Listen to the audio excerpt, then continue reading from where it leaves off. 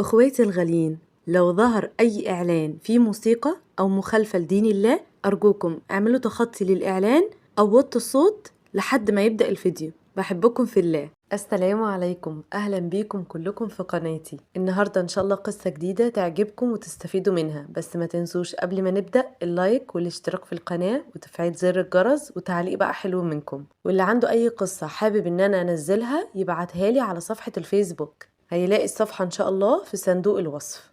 ويلا نصلي على النبي ونبدأ القصة. كان في راجل بسيط اسمه الحاج يوسف، راجل اتربى وكبر على القيم والمبادئ، ورغم إن هو ما كانش غني لكنه كان راضي باللي عنده وبيسعى دايما بالحلال.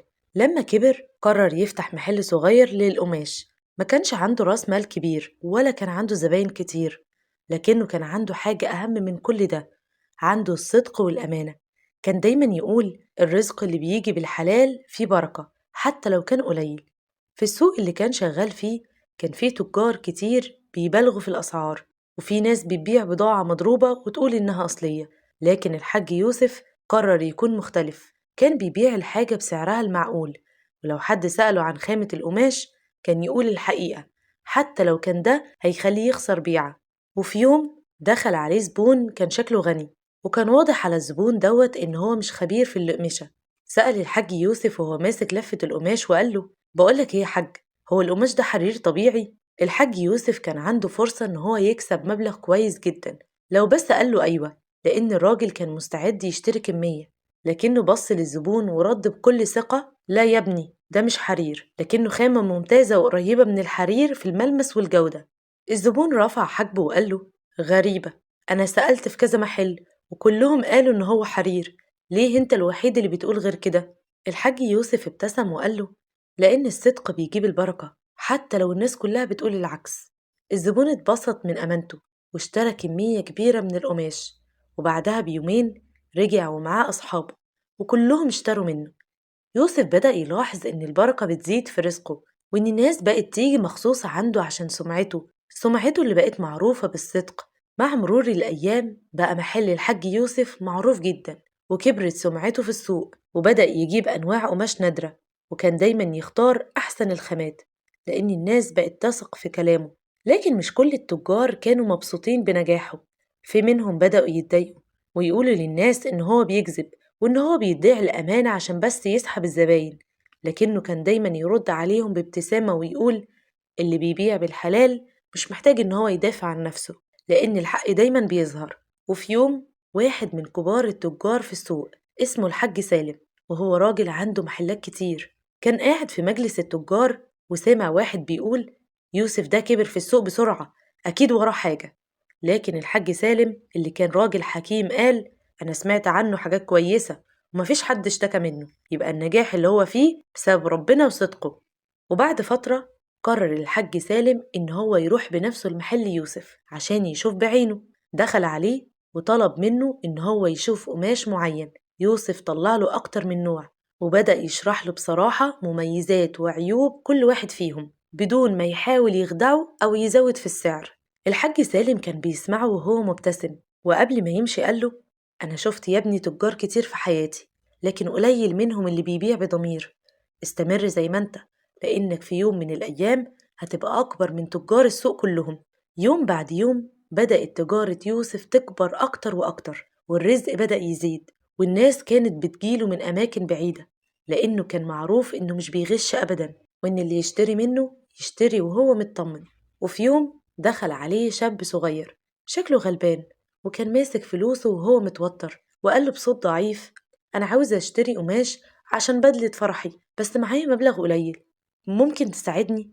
الحاج يوسف بصله بحنان وسأله عن الفلوس اللي معاه، وبعد ما حسبها خد القماش ده وهعتبر إنك دفعت كامل المبلغ والباقي هدية مني ليك، فرحك لازم يبقى أحلى يوم في حياتك. الشاب عيونه دمعت من الفرحة وخرج من المحل وهو بيدعيله، ويوسف حس بسعادة غريبة، سعادة الرضا وحب الناس. بعد سنين بقى يوسف واحد من أكبر التجار في السوق وبقى عنده فروع كتير، لكن عمره ما اتغير.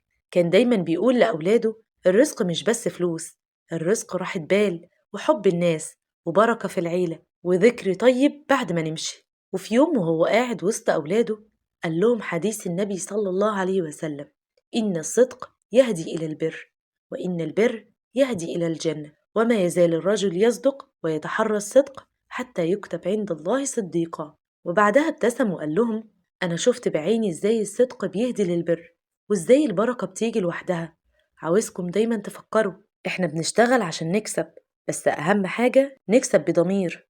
إحنا كده خلصنا قصة النهاردة. عاوزة أقول لكم إن اللي باعت القصة مش الحاج يوسف، لأن الله يرحمه ويحسن إليه توفى السنة اللي فاتت، ولا برضه اللي بعتها ابنه ولا بنته. اللي بعتها شاب كان شغال عنده واتعلم منه الصدق والأمانة في شغله، واتعلم كمان منه إن إذا الناس مش شايفينه ربنا شايفه، وإن ربنا يمهل ولا يهمل. الشاب ده اتعلم من الحاج يوسف كتير قوي من الأخلاق في الشغل، لحد ما الحمد لله ربنا كرمه وفتح محل خاص بيه هو، وماشي بنفس مبدأ الحاج يوسف، وبيقول الحمد لله ربنا مبارك لي في شغلي وموسع عليا، وإذا حتى جه يوم والدنيا ضاقت بيكون عندي رضا إن كله خير، وإن ربنا عنده خزائن كتير، وإن لا يعجزه شيء. وبقول لنفسي أعمل اللي عليا واتقي الله وارضى باللي ربنا مديهولي، وبإذن الله ربنا هيكرمني. والحمد لله بعد ما بعمل كده ربنا بيكرمني من وسع. هو بعت لنا القصة وبيقول إن الراجل ده أثر فيا وفي ناس كتير قوي، وبيتمنى من كل اللي يسمع قصته يدعيله. قصة الحاج يوسف بتعلمنا إن الصدق مش بس مبدأ، لكنه طريق للنجاح والبركة. ممكن تكون الأمانة سبب في خسارة صفقة دلوقتي، لكن على المدى البعيد هتكون سبب في نجاح أكبر مما تتخيل. الناس ممكن تخدع مرة أو اتنين، لكن في النهاية التاجر الصادق هو اللي بيكسب القلوب وبيكسب الدنيا والآخرة. الصدق مش بس بيهدي إلى البر، الصدق بيهدي إلى الرزق والخير والراحة. ولو كنت أمين الدنيا هتديك أكتر مما تتخيل. في 5 حاجات حابة أشارككم فيها لو عاوزة أو عايز تكون شخص أمين وصادق، سواء في شغلك أو في حياتك. أول حاجة، اتقي الله في كل حاجة بتعمليها. دايما فكري إن ربنا شايفك حتى لو محدش شايفك. مش مهم تكسبي صفقة النهاردة، لأن إذا كسبتيها بالغش اعرفي إنك هتخسري بركة عمرك كله. تاني حاجة، قولي الحق حتى لو ضد مصلحتك. ما تزودش في السعر عشان تضحك على الزبون، وما تبالغش في جودة المنتج عن حقيقته. يعني مثلا إذا حد سألك عن حاجة وهي أصلا نوعها في العادي أو رديء جدا كمان، قولي الحقيقة. بلاش تفخمي في الحاجة وهي أصلا ما تستاهلش. وإذا صدقتي اعرفي إن الصدق هيفتح لك أبواب للرزق عمرك ما كنت تتخيليها. تالت حاجة، ما تبيعش ضميرك بالفلوس. الفلوس اللي هتيجي بالغش بتخرج في حاجات ملهاش لازمة، وممكن حاجات تخليكي تندمي إنك في يوم بس غشيتي، زي مثلا مرض، مشاكل، خسائر كبيرة في الشغل، مشاكل في حياتك الشخصية، أو حتى زباين يكتشفوا الحقيقة ويبعدوا عنك، وضغوطات تخليكي تتمني لو كنت أمينة من البداية. رابع حاجة، حافظي على سمعتك. الناس مش بتنسى مين اللي خدعها ومين اللي كان أمين معاها. النجاح الحقيقي مش في إنك تبيعي مرة، النجاح في إن الناس ترجعلك تاني.